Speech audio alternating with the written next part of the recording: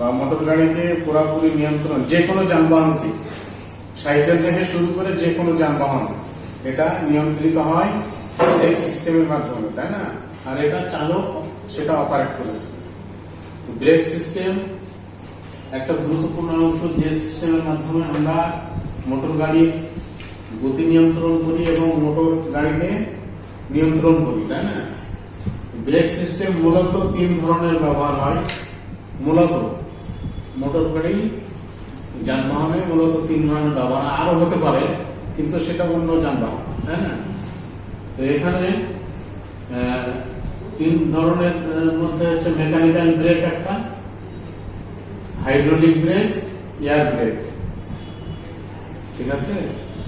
তো আগে mechanical break main break হিসাবে ব্যবহার হতো, অর্থাৎ পা দ্বারা অপারেট হতো মেকানিক্যাল ব্রেক আগে পুরাতন গাড়িগুলো, কিন্তু এখন সেটা মডারেট করে এটাকে হাইড্রোলিক ব্রেকের মাধ্যমে নিয়ন্ত্রণ হয়, তাই না?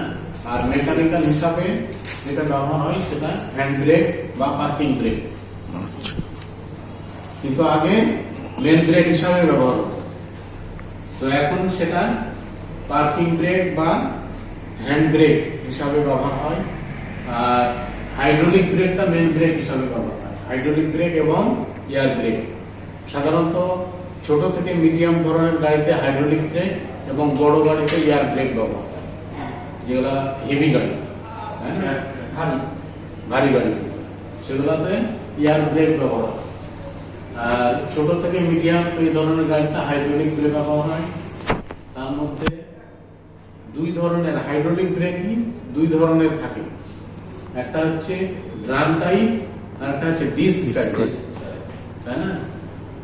এটা ছোট থেকে মাঝারি ধরনের গাড়িতে এটা ব্যবহার হয়। এখন hydraulic brake drum type, disc type 2 ধরনের ব্যবহৃত হয়। তার মধ্যে আমি যেটা দিয়েছি আর কি, কম্পোনেন্টের নাম দিয়েছি যেগুলা, এটা drum type hydraulic brake, drum type hydraulic break. তার মধ্যে প্রথমে আছে ব্রেক প্যাডেল, অর্থাৎ চালক যেটা সাহায্যে নিয়ন্ত্রণ করে, তাই না? ব্রেকটা সাধারণত পা দ্বারা নিয়ন্ত্রিত হয়, চালকের পা দ্বারা, অর্থাৎ ব্রেক প্যাডেলে যদি চালক চাপ দেয় বা প্রেসার দেয় তাহলে ব্রেক হয়, তাই না? তবে ব্রেকের কাজ করার পাশাপাশি আবার আরেকটা কাজ করতে হয়, কি কাজ? ক্লাচ করতে হয়, তাই না? ব্রেক করার পাশাপাশি আরেকটা ক্লাচের কাজ করতে হয়, তাই না? তো যাই হোক, এটা চালক সেটা পা দ্বারা নিয়ন্ত্রণ করে, অর্থাৎ ব্রেক প্যাডেলে চাপ প্রয়োগ করলে ব্রেক অ্যাকশন হয় এবং চাকায় যে ইফেক্ট হচ্ছে, তাই না? এখন এটা সরাসরি তো চাকায় যায় না, মাধ্যম হয়ে যায়, তাই না? এটা যেহেতু একটা সিস্টেম বা মেকানিজম, তাই না? এটা একটা সিস্টেম, সেই জন্য ব্রেক প্যাডেলে যে চাপ প্রয়োগ করা হয় সেই চাপটা মাস্টার সিলিন্ডারে যায়। কোথায় যায়? Master cylinder. মাস্টার সিলিন্ডারে ব্রেক কয়েলটা থাকে, অর্থাৎ ব্রেক ফ্লুইড।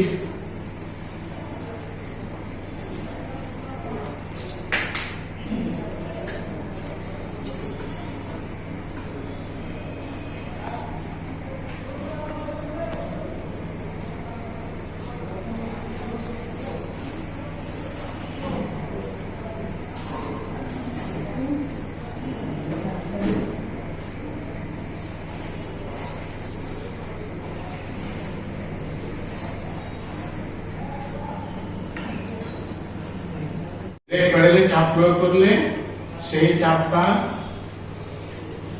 কোথায় যায়? মাস্টার সিলিন্ডারে যায়। এখানে পিস্টন, তাই না? এখানে ব্রেক অয়েল রিজার্ভার, এটা ব্রেক অয়েল রিজার্ভার। এখানে ব্রেক অয়েল সবসময় জমা থাকে। এখান থেকে যখন ব্রেক প্যাডেলে চাপ প্রয়োগ করা হয় তখন সেই চাপ পিস্টনের উপর এসে পড়ে এবং পিস্টন ব্রেক অয়েলের উপর চাপ প্রয়োগ করে, ব্রেক অয়েলের উপর চাপ প্রয়োগ করে। তো যখন আমরা জানি যে সাধারণত তরল পদার্থ বা তরল পদার্থের উপর চাপ প্রয়োগ করলে সেটা কোনোভাবে সংকুচিত হয় না, হয় কি? না। তরল পদার্থ সংকুচিত হয় না। প্যাসকেলের সূত্র অনুসারে তরল পদার্থের উপর যদি চাপ প্রয়োগ করা হয় তাহলে সেই চাপ তরলের চারিদিকে সমানভাবে ক্রিয়া করে বা চাপ প্রয়োগ করে, কিন্তু সংকুচিত হয় না। তো ফলে এখানে পিস্টন যখন ব্রেক অয়েলের উপর চাপ প্রয়োগ করে সেই চাপটা কোথায় যায়? এই মাস্টার সিলিন্ডারে যে ব্রেক অয়েল থাকে এটার উপর চাপ ক্রিয়েট করে এবং সেখান থেকে এটা ব্রেক অয়েল লাইনে যায়। এটা ব্রেক অয়েল লাইন, ঠিক আছে? ব্রেক অয়েল লাইন দিয়ে কোথায় যায়? মাস্টার সিলিন্ডার থেকে ব্রেক অয়েল লাইন দিয়ে হুইল সিলিন্ডারে যায়, তাই না? হুইল সিলিন্ডারে যায়।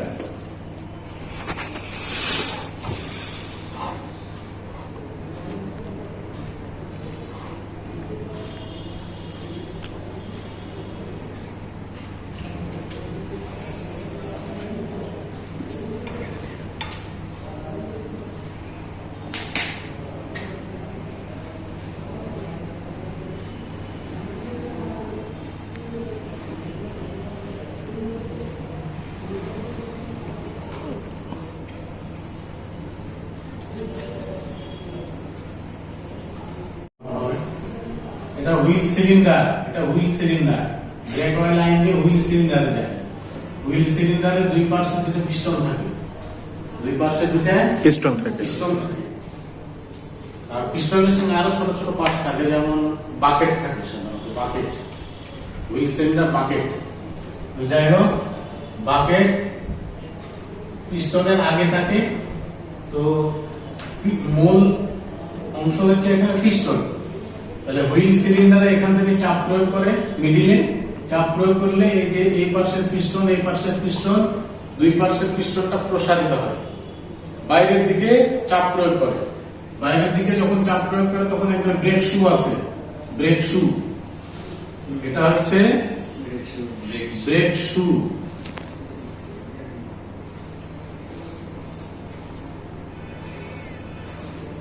আর এটা হচ্ছে ব্রেক ড্রাম।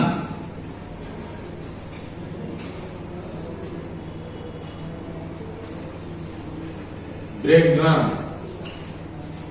যখন পিস্টনের উপর চাপ প্রয়োগ করে পিস্টনটা বাইরের দিকে প্রসারিত হয়, প্রসারিত হয়ে কার উপর চাপ প্রয়োগ করে? ব্রেক শুয়ের উপর। তখন ব্রেক শুকে বাইরের দিকে চাপ দেয়, বাইরের দিকে যখন চাপ দেয় তখন ব্রেক ড্রাম, এই brake drum, brake shoe brake ড্রামকে ব্রেক ড্রামের সঙ্গে আটকিয়ে যায়। যেহেতু ব্রেক ড্রাম কি হয়? ব্রেক ড্রামের সঙ্গে চাকা থাকে, ব্রেক ড্রামের সঙ্গে চাকা থাকে। চাকা থাকে, তাই না? চাকা তো গতিশীল, ঘূর্ণায়মান। ফলে যখন ব্রেক ড্রামের সঙ্গে আটকিয়ে যায় তখন ব্রেক ড্রামটা স্থির হয়ে যায়, অর্থাৎ চাকা থেমে যায়, চাকা থেমে যায়। আবার যখন ব্রেক প্যাডেল থেকে পা সরিয়ে নেওয়া হবে তখন এগুলা স্প্রিং এর চাপে, এই যে স্প্রিং প্রসারিত হয়ে চাপ প্রয়োগ করেছিল ব্রেক ড্রামের উপর, এখানে প্রেসার প্রয়োগ করার কারণে, তাই না? যখন এখানে চাপ মুক্ত করা হবে তখন স্প্রিং এর চাপে ব্রেক শুটা আবার ভিতরের দিকে অর্থাৎ পূর্বের অবস্থানে ফিরে আসবে, ফলে ব্রেক অয়েলটা চাপ মুক্ত হয়ে যাবে, ফলে আগের পজিশনে চলে যাবে, অর্থাৎ ব্রেক ফ্রি হয়ে যাবে। বোঝা গেছে? মাস্টার সিলিন্ডারটা কোনটা? যেটা হচ্ছে মাস্টার সিলিন্ডার হচ্ছে এই অংশটা, এই অংশটা মাস্টার সিলিন্ডার। মাস্টার সিলিন্ডার মধ্যে থাকে brake oil reservoir, piston, cylinder. আর এই ব্রেক সিস্টেমের মধ্যে সবসময় খেয়াল রাখবেন যে ব্রেক পিস্টনের যতটা থাকে, যেমন মাস্টার সিলিন্ডারে পিস্টন থাকে তার সঙ্গে বাকেট থাকে, হুইল সিলিন্ডারে পিস্টন থাকে তার সঙ্গে বাকেট থাকে। বাকেট হচ্ছে অয়েল সিল, রাবারের, যেন অয়েলটা লিক করতে না পারে, অর্থাৎ কোনো কিছুতে চাপ প্রয়োগ করলে ওই তরল পদার্থ বের হওয়ার চেষ্টা করবে। তো এখানে যদি বাকেট ব্যবহার করা হয় তাহলে সে বাকেটটা সেটা সিল করে রাখবে, অর্থাৎ সেটাকে বন্ধ করে রাখার জন্য ব্রেকটা পাস করতে পারবে না অয়েলটা, অর্থাৎ ব্রেক অয়েলকে সিল করার জন্য বাকেট ব্যবহার হয়। এখানেও বাকেট থাকে, এখানেও বাকেট থাকে। হুইল সিলিন্ডার বাকেট, তারপর মাস্টার সিলিন্ডার বাকেট, তাই না? আবার এগুলো চেঞ্জ করতে হয়, মাঝে মাঝে চেঞ্জ করতে হয়। বাকেট না দিলে লিক করবে। তাহলে এখানে হুইল সিলিন্ডারে আবার বলি, প্রথম থেকে খেয়াল করেন, ব্রেক প্যাডেলে যখন চালক চাপ প্রয়োগ করবে সেই চাপটা হুইল সিলিন্ডার পিস্টনে এসে চাপ প্রয়োগ করবে, তাই না? চালক ব্রেক প্যাডেলে চাপ প্রয়োগ করলো, সেই চাপটা এসে পিস্টনের উপর পড়বে, তাই না? পিস্টন তখন মাস্টার সিলিন্ডারের যে সংযুক্ত যে ব্রেক অয়েল, সেই ব্রেক অয়েলের উপর চাপ প্রয়োগ করবে। চাপ প্রয়োগ করার কারণে চাপযুক্ত ব্রেক অয়েলটা তখন ব্রেক অয়েল লাইন দিয়ে কোথায় আসবে? হুইল সিলিন্ডারে। ব্রেক অয়েল লাইন দিয়ে হুইল সিলিন্ডারে। হুইল সিলিন্ডারে কি থাকে? ব্রেক শু থাকে, তাই না? তারপরে এখানে থাকে পিস্টন থাকে, দুই পাশে দুটো পিস্টন, ঠিক আছে? ফলে পিস্টনটা চাপ প্রয়োগ করার কারণে বাইরের দিকে প্রসারিত হবে বা বাইরের দিকে সরে যাবে। ফলে পিস্টনটা যেহেতু ব্রেক শুয়ের সঙ্গে অ্যাটাচ আছে, ব্রেক শুকেও বাইরে প্রসারিত করার কারণে ব্রেক শুটা ব্রেক ড্রামের সঙ্গে লেগে যাবে, অর্থাৎ ব্রেক ড্রামকে থামিয়ে দিবে অথবা স্লো করে দেবে, তাই না? আর ব্রেক ড্রামের সঙ্গে চাকা থাকার জন্য চাকাও থেমে যাবে বা গতিরোধ হবে। কমে যাবে। এটা হচ্ছে ব্রেক অ্যাকশন। যখন ব্রেক প্যাডেল থেকে চাপ মুক্ত করা হবে, চালক যতক্ষণ ব্রেক প্যাডেলে চাপ প্রয়োগ করে থাকবে ততক্ষণ এটা ব্রেক কাজ করবে, তাই না? চালক যখন ব্রেক প্যাডেল থেকে পা সরিয়ে নেবে তখন এই যে স্প্রিং, রিটার্নিং স্প্রিং এটা প্রসারিত হয়ে কাজ করেছিল, তাই না? এটা ফলে যখন চাপ মুক্ত করা হবে ব্রেক অয়েলের উপর থেকে, তখন রিটার্নিং স্প্রিং এর ফ্রি হওয়ার জন্য, প্রেসার ফ্রি হওয়ার জন্য এখানে ব্রেক শুটা ব্রেক ড্রাম থেকে মুক্ত হয়ে যাবে, অর্থাৎ ব্রেক ড্রাম ফ্রি হয়ে যাবে, গ্যাপ হয়ে যাবে, তাই না? ফলে ব্রেক অয়েলটা মাস্টার সিলিন্ডারে আবার পূর্বের অবস্থানে ফিরে যাবে এবং চাকা আবার ফ্রি হয়ে যাবে। যদি গতিশীল থাকে যাবে, যদি স্থির থাকে এমনি ফ্রি হয়ে যাবে। এইভাবে কাজ হবে। এটা হচ্ছে ড্রাম টাইপ হাইড্রোলিক, তাই না? ব্রেক ফেল করার কারণ হচ্ছে দুটা কারণ। একটা কারণ হচ্ছে যে এখানে যে ব্রেক শু থাকে ক্ষয় হয়ে যায়, এই ব্রেক শুটা ক্ষয় হয়ে যায়। তারপরে যদি কোনোভাবে এখানে ব্রেক হুইল সিলিন্ডার লিক করে ব্রেক অয়েল লেগে যায়, তৈলাক্ত কিছু লেগে যায় ব্রেক শুয়ের সঙ্গে, তাহলে সেটা দুর্বল ব্রেক হতে পারে। দুর্বল হয়তো আমি সামনে দাঁড়াবো, না দাঁড়িয়ে হয়তো 2 ফিট পরে দাঁড়াবো, তার মধ্যে তো অ্যাক্সিডেন্ট হয়ে যাবে, তাই না? দুর্বল ব্রেক হবে। তাহলে দুই কারণে, একটা হচ্ছে ব্রেক শু ক্ষয় হওয়ার কারণে, আর একটা হচ্ছে তৈলাক্ত পদার্থ লেগে থাকার কারণে ব্রেক দুর্বল হয়। আর দ্বিতীয়ত হচ্ছে যে ব্রেক অয়েল লাইন, এখানে আমি দেখিয়েছি ছোট, কিন্তু ছোট না, লম্বা লাইন, স্টিলের টিউব লম্বা, অর্থাৎ চালক সামনে থাকে, পিছনের চাকা সামনের চাকা কন্ট্রোল করে, তাই না? তো এখানে লিক থাকলে, ব্রেক অয়েল লাইনের মধ্যে লিক থাকলে, হুইল সিলিন্ডারের মধ্যে বা মাস্টার সিলিন্ডারের মধ্যে যদি কোনোভাবে বাতাস প্রবেশ করলে ব্রেক দুর্বল হবে অথবা ব্রেক ফেল হবে। যদি বাতাস বেশি থাকে তাহলে ব্রেক ফেল হবে। তার কারণ আমরা জানি বায়বীয় পদার্থ চাপ দিলে সংকুচিত হয়, তাই না? চাপ প্রয়োগ করলে সংকুচিত হয়। তো এখানে যদি কোনোভাবে মনে করেন এই যে মাস্টার সিলিন্ডারে যে কোনো ভাবে বাতাস প্রবেশ করলো, এটা বাতাস, তাই না? বাতাস প্রবেশ করলো, তাহলে এখানে ব্রেক প্যাডেলে চাপ দিলে পিস্টন যখন চাপ দিবে ব্রেক অয়েলের উপর, তখন এই বাতাসটা সংকুচিত হবে, চাপটা তরলের উপর পড়বে না, তরল চাপ হবে এই পিস্টনের চাপ যে পড়বে কিন্তু এই বাতাসটা সংকুচিত হবে, বাকি অয়েল লাইনের যে ব্রেক অয়েল লাইন যেটা আছে এটার উপর ইফেক্ট হবে না। বা ওখানে না হোক হয়তো লাইনের মধ্যে কোথাও বাতাস ঢুকে গেল, এখানে বাতাস ঢুকে গেল, সেক্ষেত্রে এই বাতাসটা সংকুচিত হবে কিন্তু ব্রেক অয়েলের উপর কোনো চাপ পড়বে না। পড়বে না। না পড়ার কারণে ব্রেক কাজ করবে না। ব্রেক প্যাডেলে চাপ দিলেও ব্রেক হবে না। যদি বাতাস বেশি থাকে তাহলে ব্রেক হবেই না, যদি কম থাকে তাহলে হয়তো দুর্বল ব্রেক হবে। এটা সবচেয়ে বেশি হয়ে থাকে। কি কারণে হয়ে থাকে? অনেক সময় যদি আমরা খেয়াল না করি, ব্রেক অয়েল রিজার্ভার, তাই না?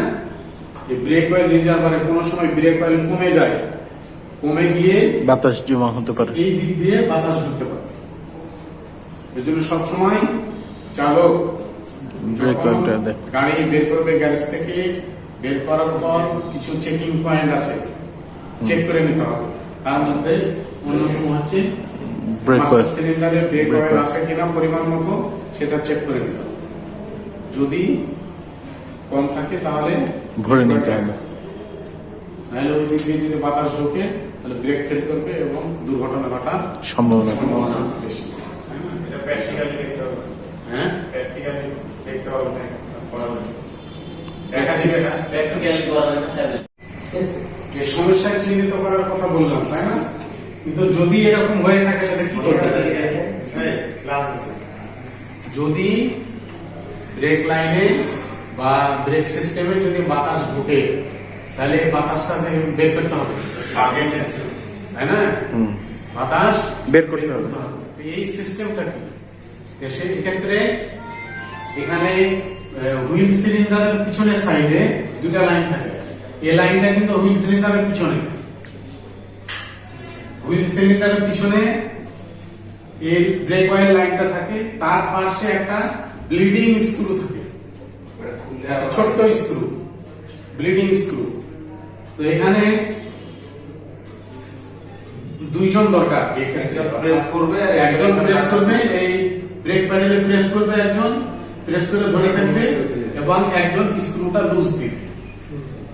লুজ দিলে ওইদিকে ফেনাযুক্ত যদি বাতাস থাকে, ফেনাযুক্ত ব্রেক অয়েল বের হবে। মানে খুলে ফেলা যাবে না, শুধু খুলে ফেলা যাবে না, মানে লুজ করতে হবে। লুজ করলে ওদিক দিয়ে ফেনাযুক্ত বাতাস বের হবে বা ব্রেক অয়েল বের হবে। তারপরে প্রেস করা অবস্থায় এটা লুজ দিতে হবে, লুজ দিয়ে আবার টাইট দিতে হবে। চাপা অবস্থাতে। হ্যাঁ, চাপা অবস্থায় টাইট দিয়ে এটাকে ফ্রি করতে হবে। ফ্রি করলে কিছু ব্রেক অয়েল এখান থেকে আবার এখানে ঢুকবে। ফ্রি করার পর এটা আবার কয়েকবার পাঞ্চ করে আবার প্রেস করে ধরে রাখতে হবে। আরেকবার করতে হবে। আরে দিয়ে হালকা করে। দ্বিতীয়বার আবার লুজ দিতে হবে। দিয়ে যদি বাতাস থাকে ফেনাযুক্ত বাতাস বের হবে, ব্রেক অয়েল বের হবে, তাই না? দিয়ে তারপরে টাইট দিবে, দেওয়ার পরে প্রেসার ফ্রি করবে, তাই না? এরকম প্রক্রিয়ায় কয়েকবার করতে হবে। কয়েকবার করলে যতক্ষণ পর্যন্ত এখানে বাতাস থাকবে ততক্ষণ পর্যন্ত এটা করতে হবে। যখন দেখা যাবে যে বাতাস নাই, অর্থাৎ ওই এয়ার বাবল যেটা সেটা থাকবে না, থাকবে না, থাকবে শুধু। শুধু ব্রেক অয়েল বের হবে, তখন বোঝা যাবে যে বাতাসটা বের হয়ে গেছে। তখন এটা ফাইনাল টাইট দিয়ে ব্রেক অয়েল পরিমাণ মতো ঢেলে ব্রেক টেস্ট করতে হবে। ব্রেক টেস্ট করতে হবে, চালিয়ে গাড়ি চালিয়ে ব্রেক টেস্ট করতে হবে। এখানে ডবল পিস্টন আছে, বোঝা গেছে? দুইটা লাইন, আমি ওখানে যেটা দেখিয়েছি সিঙ্গেল পিস্টন, আর এখানে ডবল পিস্টন। সেই জন্য এখানে সরাসরি একটা লাইন পাচ্ছে, আর এখান থেকে নিয়ে এসে এখানে আরেকটা লাইন পাচ্ছে। এই পিস্টনে এটার কাজ করছে, ওই পিস্টনে দুটা লাইন। এই পিস্টনের চাপে এদিকে যাবে, ওই পিস্টনের চাপে এদিকে যাবে, তাই না? দুটা লাইন বের হয়ে গ্যাস বের সামনের দুই চাকা এবার পিছনে দুই একটা চাকা লাইন গেছে সামনে 2 চাকা, আর একটা লাইন গেছে পিছনে 2 চাকা। স্যার ওই যে আপনি আয়রনের যেটা বললেন স্যার এইটা যেটা হ্যাঁ, এই যে আয়রনের যেটা বললেন steel pipe, steel pipe sir হ্যাঁ, এটা এটা যাতে লিক করার কোনো চান্স না থাকে না স্যার। হ্যাঁ, দুইটা লাইনের মাঝখানে কি ওয়াল আছে মানে আলাদা করার জন্য? এখানে দুইটা তো লাইন, দুইটা সামনের চাকা দুইটা পিছের চাকার জন্য এখানে এখানে না, এটা আলাদা করা নাই। ওই দিক দিয়েও পুশ করার জন্য পুশ রড আছে, ওই পিস্টনকে চাপ প্রয়োগ করবে, ওর সঙ্গে সঙ্গে এই পিস্টনের সঙ্গে আরেকটা ইয়ে আছে, পুশ রড আছে, তার সঙ্গে সঙ্গে piston। দুইটা শক্তির কি কোন পার্থক্য আছে? না, সেম যাবে স্যার। আচ্ছা এখানে যে বাবুল মানে যে গ্যাস বের কর যে ওটা চাকাতে আছে, চাকাতে চাকাতে আছে। দেখাবো। মানে এখানে উনি ব্রেক চাপবে আর ওখানে চাকাতে স্ক্রু ঢিল দিয়ে আবার টাইট দিবে। হ্যাঁ, বাকেটটা কোনটা? হ্যাঁ, বাকেট বাকেট তো পিস্টন না খুললে বোঝা যাবে না। মানে ভিতরে আছে পিস্টন খুললে পিস্টনের মাথায় বাকেট থাকে। এটা একদিন দেখা দেন স্যার এটা কিসে পড়? ওটা clutch master cylinder, clutch master cylinder এটা hydraulic clutch, hydraulic clutch, hydraulic ক্লাচের মাস্টার সিলিন্ডার। এটা ক্লাস মাস্টার সিলিন্ডার, এটা ক্লাচ মাস্টার সিলিন্ডার, আর এটা ব্রেক মাস্টার সিলিন্ডার। এটা না, এটা হচ্ছে কি আপনার পানি, এই যে পানি রাখে, এটা ওয়াটার। আরেকবার দাও এটা উপরে আরেকবার দাও নাড়াচাড়া করো তুমি, পুশ করে নিচে নামাতে পুশ। আবার দাও ওই যে কাজ হচ্ছে।